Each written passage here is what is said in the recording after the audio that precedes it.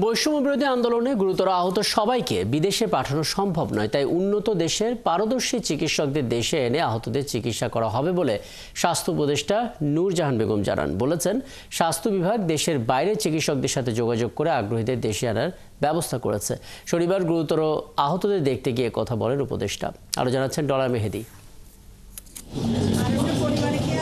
বৈষম্য বিরোধী আন্দোলনে মুখে শর্ট গানের গুলিতে আহত হয়ে দীর্ঘদিন জাতীয় বার্ন ও প্লাস্টিক সার্জারি ইনস্টিটিউটে চিকিৎসা চলছে খোকনের। জানায় 7 ইঞ্চি দূর হতে মুখে নিশানা করে গুলি করে পুলিশ। এতে তার মুখের ঠোঁট, দাঁত, নাক সহ ভিতরের অংশে মারাত্মকভাবে ক্ষতিগ্রস্ত হয়। পরবর্তীতে চিকিৎসকরা বলেন, এখন তাকে বাঁচাতে দেশের বাইরে বেশ কয়েক ধাপে জটিল ও সূক্ষ্ম অস্ত্রোপচার করতে হবে। উন্নত চিকিৎসা প্রয়োজন এমন 14 জন শিক্ষার্থী ও সাধারণ মানুষ আছে জাতীয় বার্ন ও প্লাস্টিক সার্জারি ইনস্টিটিউটে। তাদের চিকিৎসার খোঁজ নিতে হাসপাতালে আসেন স্বাস্থ্য উপদেষ্টা।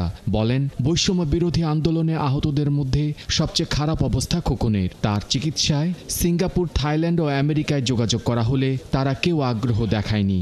পরে অস্ট্রেলিয়া বিনা খরচে খোকনকে চিকিৎসা দিতে রাজি হয়েছে।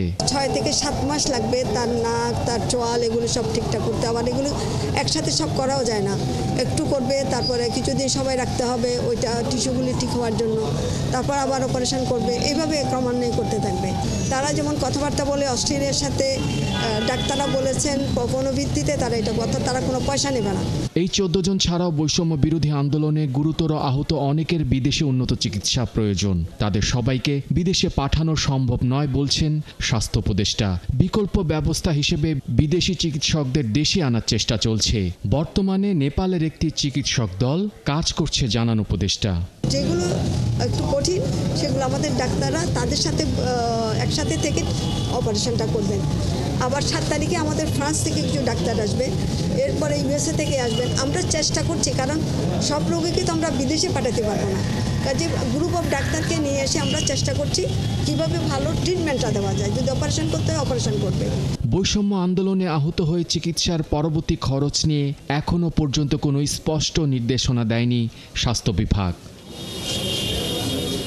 ডলার মেহেদি, 71, ঢাকা।